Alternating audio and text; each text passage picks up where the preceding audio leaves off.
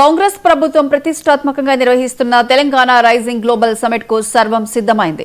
44 దేశాల నుంచి 154 మంది అంతర్జాతీయ ప్రతినిధులు పాల్గొంటున్నారు. రేపు మధ్యాహ్నం 1:30కు సమిట్ ను గవర్నర్ ప్రారంభిస్తారు. ఇక ఇదే అంశంపై మరింత సమాచారం మా ప్రతినిధి శ్రీనివాస్ అందిస్తారు.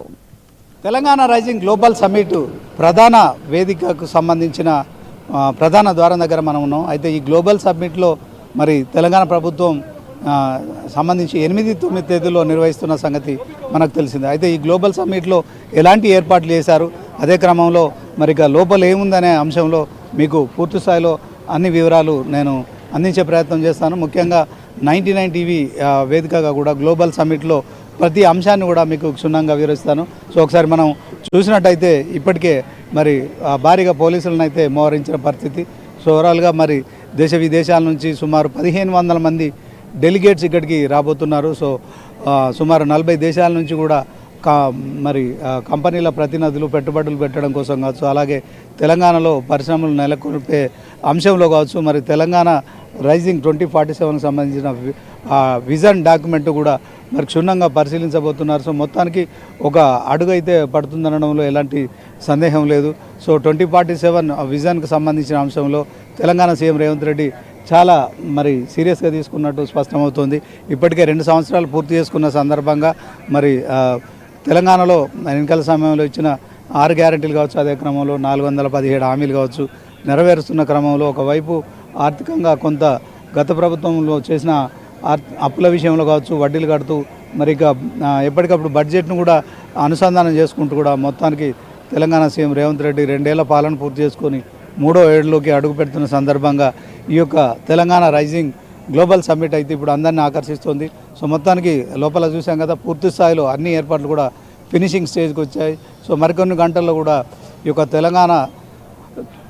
తెలంగాణలో కాంగ్రెస్ ప్రభుత్వం 2వ ఏడు నుంచి 3వ ఏడులోకి అడుగు పెడుతుంది. తెలంగాణ ముఖ్యమంత్రిగా కూడా 2 సంవత్సరాల పాలన పూర్తి చేసుకొని 3వ ఏడులోకి అడుగు పెడుతున్న క్రమంలో మరొక 3 ఏళ్లలో కూడా తెలంగాణలో కాంగ్రెస్ ప్రభుత్వం ఏం చేయబోతోంది, అదే క్రమంలో 2047కి సంబంధించిన అంటే మరొక 22 ఏళ్లలో కూడా మరి ఎలాంటి విజన్తో ముందుకెళ్లాలనే అంశంతో కాంగ్రెస్ ప్రభుత్వం చేస్తున్న ప్రయత్నాలు ఏవైతున్నాయో మొత్తానికి తెలంగాణ వ్యాప్తంగానే కాదు దేశవ్యాప్తంగా కావచ్చు, అలాగే ప్రపంచం దృష్టిని కూడా ఆకర్షిస్తున్న సందర్భంలో తెలంగాణలో నిజంగా ప్రపంచం నలుమూల నుంచి కూడా పెట్టుబడులు పెట్టడానికి కావచ్చు, అదే క్రమంలో పరిశ్రమలు పెట్టడానికి ఓవరాల్గా సురక్షితమైన మరి ఈ యొక్క ప్రదేశంగా చెప్పుకునే కార్యక్రమం చేస్తున్నారు. సో ఇక్కడ సుమారు 11,000 ఎకరాల భూమిని కూడా ఇప్పటికే ప్రభుత్వం సేకరించింది. సో దీంట్లో పరిశ్రమలు పెట్టుకోవడానికి కావచ్చు, తర్వాత మరింత భూమిని కూడా సేకరించే కార్యక్రమం చేస్తున్నారు.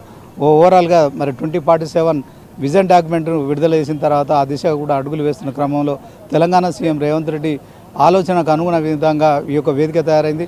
మరికొన్ని గంటల్లో ఇక్కడ మరి సుమారు 40 దేశాలకు సంబంధించిన డెలిగేట్స్ కావచ్చు, 1500 మంది డెలిగేట్స్, అదే క్రమంలో మరి మన దేశానికి సంబంధించి పొలిటికల్ లీడర్లు కావచ్చు, అదే క్రమంలో పొలిటికల్ డెలిగేట్స్ కావచ్చు, కాంగ్రెస్ కావచ్చు, అలాగే ఇతర రాష్ట్రాల ముఖ్యమంత్రులు కావచ్చు అందరూ కూడా హాజరవబోతున్న నేపథ్యంలో సో మొత్తానికి అందుకు తగిన భద్రతా ఏర్పాట్లు ఎక్కడ కూడా ఇబ్బంది లేకుండా చూడొచ్చు. సో రోడ్లు కూడా వేసిన పరిస్థితి, ఎక్కడికక్కడ రోడ్లు పూర్తయిపోయాయి. సో ఇదే అంశంలో మరి వెల్కమ్ ద్వారం దగ్గర మనం ఉన్నాం. ఇదే ప్రధాన ద్వారం. ఈ ప్రధాన ద్వారం దగ్గర నుంచే మరి లోపలికంతా అతిథులకు మరి ప్రవేశం ఉంటుంది కనుక సో మొత్తానికి ఈ గ్లోబల్ సమ్మిట్ 2047 అనే ఈ యొక్క విజన్కు సంబంధించిన డాక్యుమెంట్ రిలీజ్ చేస్తున్న క్రమంలో ఆ విజన్ డాక్యుమెంట్ను రిలీజ్ చేస్తున్నాయి. అదే క్రమంలో ఆ దిశగా కూడా ముందుకెళ్లే కార్యక్రమాలు చేస్తున్న నేపథ్యంలోనే తెలంగాణ రాష్ట్ర వ్యాప్తంగా కూడా ఒక ఆసక్తి నెలకొంది. ఇప్పటికే మరి ఉద్యోగాల కల్పన విషయంలో కావచ్చు, పరిశ్రమల విషయంలో కావచ్చు, భారత్ సబ్మిట్ సో ఓవరాల్గా ఉద్యోగాల కల్పన విషయంలో కావచ్చు, పరిశ్రమలు ఏర్పాటు చేసే విషయంలో కావచ్చు, సో 2 సార్లు కూడా మరి విదేశాలకు పర్యటించి మరి మొత్తానికి 3 లక్షల కోట్లు నిధులు కూడా సమీకరించే కార్యక్రమం జరుగుతోంది. ఎంఓలు కూడా పూర్తయిపోయి పరిశ్రమలు కూడా నెలకొల్పుతున్న తరుణంలో ఈ యొక్క మరి గ్లోబల్ సమ్మిట్ అయితే పూర్తి స్థాయిలో మరిన్ని పరిశ్రమలు తెలంగాణలో మరి వచ్చే విధంగా కావచ్చు, దానికి అనుసంధానంగా టీజీఐఐసి ఆధ్వర్యంలో ఉన్న భూములు కూడా మరి ఇచ్చేందుకు కూడా ప్రభుత్వం సిద్ధమవుతున్నట్టు తెలుస్తుంది. సో మొత్తానికి పరిశ్రమలు పెట్టే వారి కోసము ప్రోత్సాహం ఇస్తూనే పెట్టుబడులను ఆహ్వానిస్తూ మరి తెలంగాణలో పెట్టుబడి పెడితే ఖచ్చితంగా మీకు అన్ని రకాలుగా సేఫ్గా ఉంటుందనే ఒక సంకేతం ఇచ్చే పరిస్థితి అయితే స్పష్టంగా కనిపిస్తుంది. కెమెరా పర్సన్ అబ్దుల్తో శ్రీనివాస్ 99 టీవీ